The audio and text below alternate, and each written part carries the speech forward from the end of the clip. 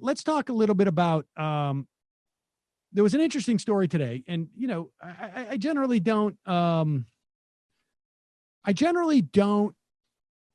headline something that Steve Mnuchin says. Okay. But he was in an interview with the Hill's Bob Cusack during a virtual event, I guess. And he said, we're going to have to carefully review the next few weeks. I think there's a strong likelihood we will need another bill, but we just have $3 trillion we're pumping into the economy. And so they're going to step back a few weeks and think very clearly how they need to spend more money and if we need to do that. I mean, it seems to me inevitable that they're going to have to. But it also seems to me it is at least encouraging that Mnuchin, for whatever reason, feels like he's got to concede this. Like he is starting to sort of pave the road, as it were. So with that said, let's talk about how the Democrats have set up their ask, right? Because we know the Republican agenda is going to be to go in there and maybe diminish liability for corporations in this situation. They're going to go in there and they're going to just, I don't know, posture as if they need to cut down on safety net issues.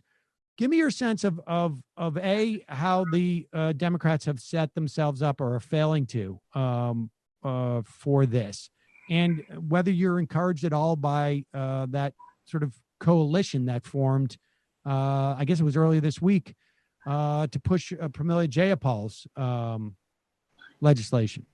Well, I mean, let's take it in chunks, right? So up until this week, up until the formation of that particular, let's say special interest, not special interest, that group starring or promoting Pramila Jayapal's plan forward, I think the Democratic Party had largely abdicated responsibility for, using the pandemic to further any real, I would say even liberalish center-left worker-focused goals, right? It seems like they've mostly been focusing on, bailing out lobbyists, a few sort of handouts to donors, and then maybe one or two concessions to the working class, extra $600 per week. You can't just throw that. You can't pretend like that's not meaningful.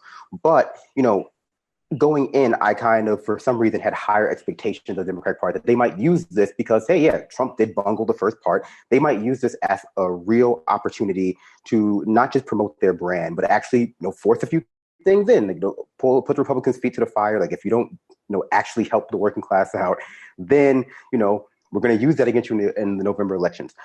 But what gives me a little bit of pause, even with the sort of the elevation of Pramila Jayapal, is that at least a decent portion of what I've seen from them so far has been more aligned with like, let's see how bad Trump is going to make it. Let's see how bad the Republican Party is going to make it for the country.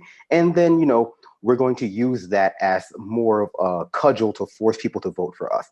And I think that that's the dangerous game to play. And one of the reasons why it's dangerous is because you have people like Steve Mnuchin who are going to come out and be forced to, just by nature of what's happening to the vast majority of workers in the country, make some kind of concession. And you don't want to see what happened at the beginning of the pandemic, which is Republicans somehow outflanking the left or outflanking the Democrats, at least, when it comes to what they're offering. If you have a Steve Mnuchin on the Republican side who's saying, yeah, we might have to hand out some more bailouts, and then you have a Larry Summers on the Democrat side who's like, maybe yes or no, it seems as though the Republican Party might be in the Democrat Party might be in a more dangerous position when it comes to what they're expecting, or like what the Republican Party might just have to do to avoid this sheer collapse, right? The Republican Party might be given just a little bit more, I don't know, impetus because they're technically in charge of the government, with Trump being president, to actually move forward with some kind of plan, while Democrats are just, kind of, dropping the ball here.